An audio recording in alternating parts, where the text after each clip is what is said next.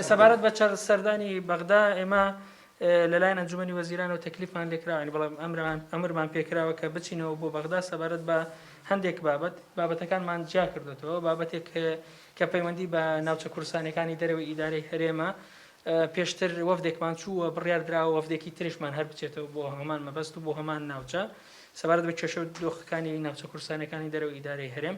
سەبارەت بە بابەتی موچە و بودجە و مەلەفی نەوتی و ئستحقاقاتە مالیەکان ئێمە لە پەیوەندی بەردەوامین و بەڕێز جەنابی جێگری سەرۆکی حکوومەت کە خوبا تاڵەبانی سەرپەرشتی تیمەکەمانەکات بڕیار وایە کە ئێمە لە تەواصلێکی بەردەوام بین.